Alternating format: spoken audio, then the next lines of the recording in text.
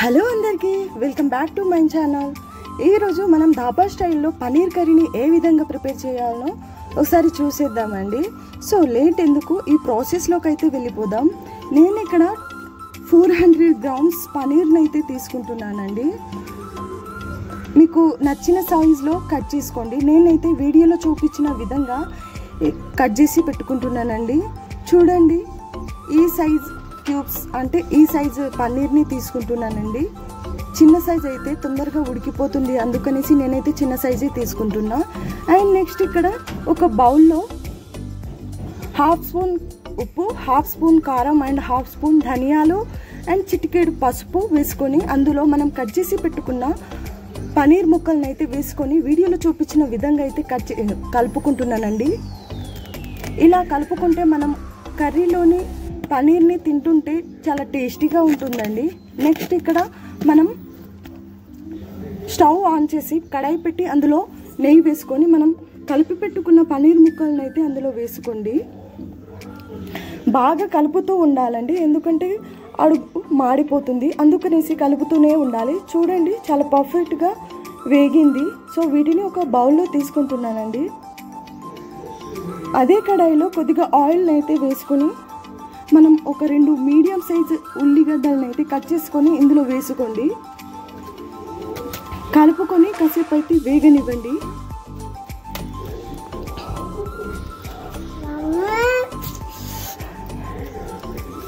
మూత తీసి చూశారు కదా, గోల్డెన్ కలర్లో వేగి ఉంటుంది. మనం నెక్స్ట్ ఇక్కడ 2 మీడియం సైజ్ టమాటా ముక్కలను అయితే వేసుకోండి. అండ్ ఇక్కడ నేను కొద్దిగా జీడిపప్పులను అయితే వేసుకుంటున్నానండి. బాగా కలుపుకొని మూత పెట్టేసుకోండి. ఒక ఫ్యూ మినిట్స్ వేగిన తర్వాత చూశారు కదా, కొంచెం జ్యూసీగా వేగింది. సో వీటిని మనం ఒక జార్లో తీసుకొని బ్లెండ్ చేసుకుందామండి. క్లీన్గా ఒక జార్లో వేసుకొని బ్లెండ్ చేసుకొని ఈ పేస్ట్ని అయితే పక్కన పెట్టేసుకోండి. అండ్ నెక్స్ట్ అదే కడాయిలో కొద్దిగా ఆయిల్ని వేసి కొద్దిగా జీలకర్రని వేసుకోండి. నెక్స్ట్ మనం పేస్ట్ చేసి పెట్టుకున్న ఆ పేస్ట్ని అయితే ఇందులో వేసుకొని బాగా కలుపుకోండి.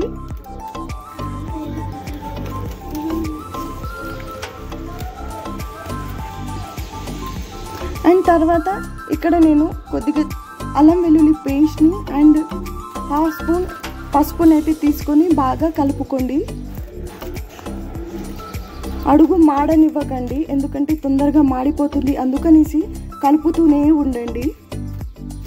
అండ్ తర్వాత నేను 1 స్పూన్ ధనియాల పొడి, 2 టేబుల్ స్పూన్ కారం పొడిని అయితే తీసుకొని బాగా కలుపుకోండి.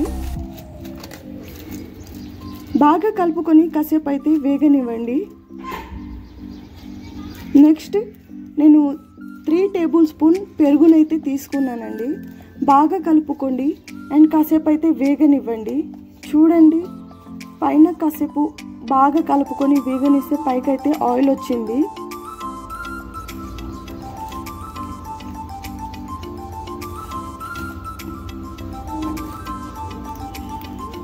చూశారు కదా, బాగా కలుపుతూ ఉండాలండి. కాసేపు వేగనిచ్చిన తర్వాత గ్రేవీకి కావాలనుకుంటే మీరు వాటర్ పోసుకోవచ్చు. మరీ ఎక్కువ పోసుకోకండి, ఎందుకంటే గ్రేవీ వాటర్ అవుతుంది. కొంచెం తిక్కుగా ఉంటే మనం తింటుంటే టేస్టీగా ఉంటుంది. ఈ గ్రేవీలో మనం ఫ్రై చేసి పెట్టుకున్న పన్నీర్ ముక్కల్ని వేసుకోండి. బాగా కలుపుకొని మూత పెట్టేసుకోండి. ఒక ఫ్యూ మినిట్స్ బాగా ఉడకబెట్టండి. చూశారు కదా, ఒక ఫ్యూ మినిట్స్ తర్వాత చూడండి, ఆయిల్ అయితే పైకి వచ్చేసింది. ఒక 75% అయితే ఉడికిందండి మన కర్రీ. నెక్స్ట్ ఇందులో మనం కొత్తిమీర ముక్కల్ని అండ్ గరం మసాలా అండ్ కసూరి మేతిని వేసుకోండి. వీటిని వేసుకొని బాగా కలుపుకొని కాసేపు అయితే మూత పెట్టేసుకోండి.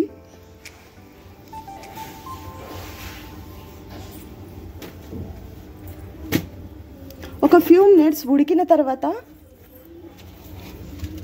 చూడండి, ఆయిల్ పైకి వచ్చింది. చాలా పర్ఫెక్ట్గా ఉడికిందండి. ధాబా స్టైల్ టేస్ట్ అయితే ఉంటుంది, చాలా టేస్టీగా ఉంటుందండి. ఈ కర్రీ మనం చపాతీస్లోకి, రోటీస్లోకి, బగారా రైస్, జీరా రైస్, పులావ్ అన్నిటిలోనూ పర్ఫెక్ట్ మ్యాచ్ అండి. చాలా టేస్టీగా ఉంటుంది. మీరు కూడా ట్రై చేయండి.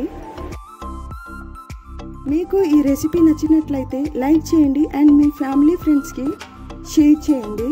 అండ్ నా మరిన్ని వీడియోస్ కోసం నా ఛానల్ని సబ్స్క్రైబ్ చేసుకోండి. Thanks for watching.